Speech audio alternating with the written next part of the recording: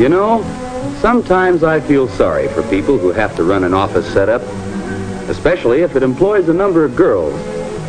So darn many things can develop out of nothing. I've always thought it was good common sense to ignore petty situations. But then again, you never know. George Barnes, or G. Bennett Barnes, as he signs his name, had the same idea. George runs the office end of the service department. This involves considerable correspondence, special records, and complicated systems of filing. 8 or 9 girls work for George, and Betty here is what you might call the leader of the group. I guess just about every office has someone like Betty. A little short on personality, maybe, but darned efficient. Fact is, she's been here almost as long as George. Many of the procedures and filing systems were set up by Betty in the first place.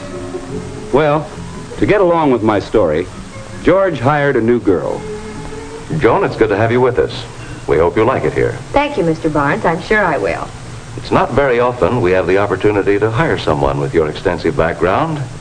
I'm sure your college training, and particularly your past working experience in the service field, will be a big help to us. Well, I certainly hope so. You'll find we're a friendly group. Look around, get acquainted, see how we do things. Then who knows? With a fresh viewpoint, maybe you'll come up with some new ideas. Yes, thank you, Mr. Barnes. Come in. Oh, Betty, this is Joan Thomas. She's replacing Sylvia. Joan, this is Betty McCormick. How do you do, Joan? I'm glad to know you. Hello, Betty. Betty, will you take Joan and show her around the office and introduce her to everyone, please? I'll be happy to. Thank you. Thank you, Mr. Barnes. Well, Joan proved to be an intelligent girl, quick to grasp things, full of sound ideas. A couple of weeks later... Oh, Betty, do you have a minute? What is it, Joan? Well, I'm having an awful time checking anything in these guarantee files. It's all alphabetical, and there are millions of them. Takes forever to find any particular one. Well, we haven't been having any trouble. Well, the way they did it in Malco, Betty, saved a lot of time. There, we broke the guarantees down by cities, and then alphabetically. That way, when you wanted to check one, you could do it in a jiffy. Seems we could save a lot of time if we do it that way here.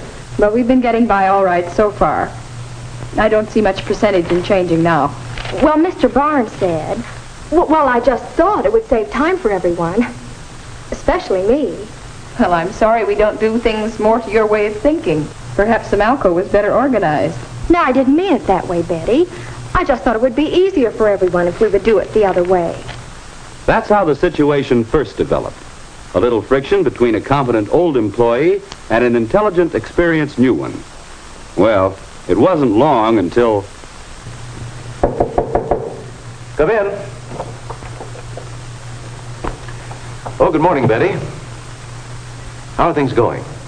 Mr. Barnes, I've never had any trouble in the office as long as I've been here. I think you'll agree I've always gotten along with the other girls. Certainly. What's the matter, Betty? It's that new girl, Joan Thomas. Just because she's been to college and worked service in a couple of other places, she tries to lord it over everyone. Everything we do is inefficient. Now, she says, our guarantee filing system is no good.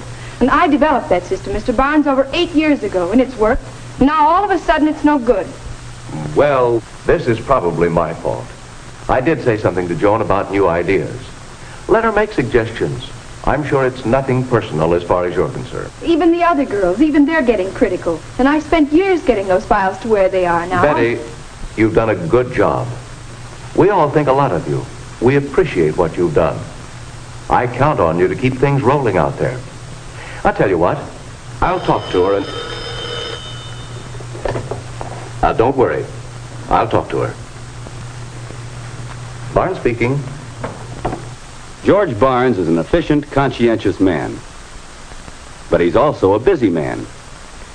He didn't talk to Joan that day, or the next day, or the next. As a matter of fact, George Barnes thought the whole thing would blow over, that he could avoid making a mountain out of a molehill, stopping a chain reaction of disharmony in his department by just letting it alone. And he could be right. But one day, a couple of weeks later...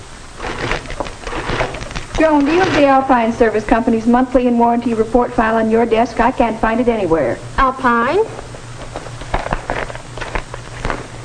No, I don't, Betty. It must be in the file. I've been looking in the file for half an hour and I can't find it. It's one of your files. Are you sure you're up to date? Yes? Oh, I know. I'm sorry. I forgot to tell you. The girls and I were talking the other day, and we figured out it would save time if the in-warranty reports were separated because, well, they have to be filed in products anyway.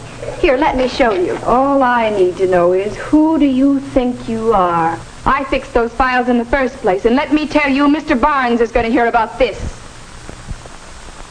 But, Mr. Barnes, she's changed the whole file around. I spent an hour looking for just one report. She's tearing down everything I spent years to build up.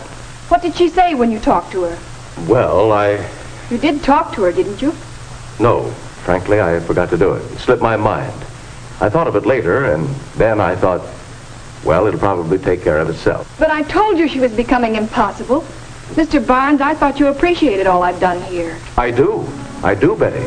I just didn't expect such resistance to new ideas.